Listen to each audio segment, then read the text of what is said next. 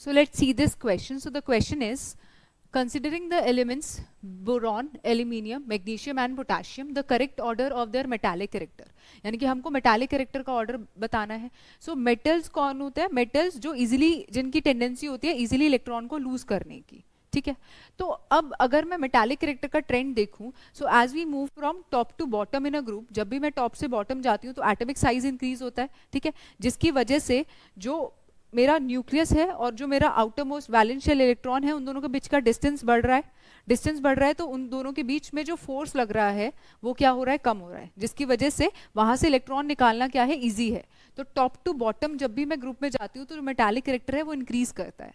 ठीक है. अब अगर मैं पीरियड की बात करूं, if we move from left to right in a period, तो मेटालिक कैरेक्टर डिक्रीजेस. ठीक है. Top to bottom metallic character increase होता है due to increase in atomic size, and left to right in a period metallic character decreases due to the increase in the effective nuclear charge. अगर effective nuclear charge ज्यादा होगा तो मतलब जो nucleus है उसने टाइटली इलेक्ट्रॉन को पकड़ के रखा है, इस वजह से उसका जो रिमूवल है वो डिफिकल्ट हो जाएगा.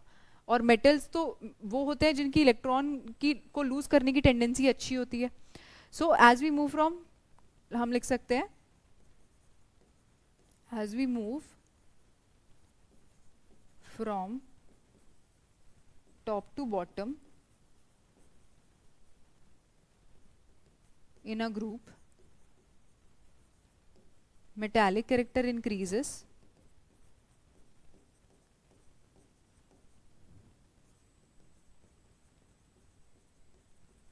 and as we move from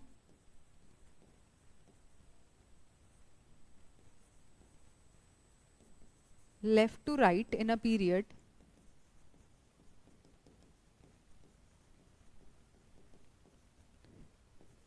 metallic character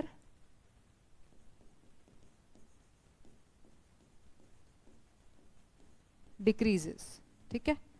left से राइट मेटालिक कैरेक्टर डिक्रीज होता है और नॉन मेटालिक कैरेक्टर इंक्रीज होता है, और टॉप टू बॉटम जब हम चलते हैं तो मेटालिक कैरेक्टर क्या होता है? इंक्रीज होता है. ठीक है. अब देखो, अब हमको दिए हुए हैं कुछ एलिमेंट्स, यहाँ पे बोरॉन दिया है, एल्यूमिनियम दिया है. तो जो बोरॉन और एल्यूमिनियम है, बोरॉन एंड एल्यूमिनियम, ये ग्रुप नंबर 13 के एलिमेंट्स है. ठीक है. उसके बाद हमें दिया है मैग्नीशियम एंड पोटेशियम. तो मैग्नीशियम की अगर मैं बात करूं तो मैग्नीशियम ग्रुप 2 का एलिमेंट है. ठीक है. और पोटेशियम क्या है? ग्रुप 1 का एलिमेंट है. पोटेशियम ग्रुप 1 का एलिमेंट है. बोरॉन जो है ये ग्रुप नंबर है, ग्रुप नंबर 1 एंड 2 एंड 13, और जो बोरॉन है वो सेकंड पीरियड का एलिमेंट है. पीरियड है इसका सेकंड. ठीक है. उसके बाद जो मैग्नीशियम और एल्यूमिनियम है थर्ड पीरियड के एलिमेंट्स है. ठीक है. उसके बाद जो पोटेशियम है वो फोर्थ पीरियड का एलिमेंट है. तो ये सबको हमने अरेंज कर दिया है. अब देखो, अब हम जब भी टॉप से बॉटम जाते हैं और लेफ्ट टू राइट जाते हैं, ठीक है, तो यहाँ पे जो मेटालिक कैरेक्टर है वो डिक्रीज कर रहा है.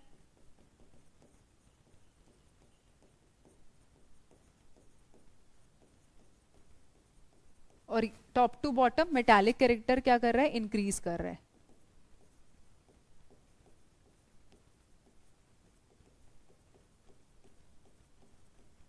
ठीक है. तो लेफ्ट टू राइट जा रहे हैं, डिक्रीज कर रहा है, टॉप टू बॉटम जा रहे हैं, इंक्रीज कर रहा है. तो पोटेशियम का क्या होगा? सबसे ज्यादा होगा, है ना. उसके बाद लेफ्ट टू राइट डिक्रीज कर रहा है, तो उस साइड पे जा रहे हैं तो इनका कम होगा, इसका ज्यादा होगा मैग्नीशियम का. और टॉप टू बॉटम भी क्या कर रहे हैं? इंक्रीज कर रहे हैं, तो मैग्नीशियम का ज्यादा होना चाहिए. और अगर मैं बोरॉन और एल्यूमिनियम से बात करूं तो ये सेम ग्रुप के एलिमेंट्स हैं, सेम ग्रुप के हैं पर पीरियड डिफरेंट है. ठीक है. तो सेम ग्रुप के एलिमेंट्स है तो टॉप टू बॉटम क्या कर रहा है? इंक्रीज कर रहा है. तो एल्यूमिनियम का ज्यादा होगा as compared to boron. So this will be the order of the metallic character. So सबसे पहले होगा पोटेशियम का, देन मैग्नीशियम का, देन एल्यूमिनियम का, and then boron. So D option is the correct answer.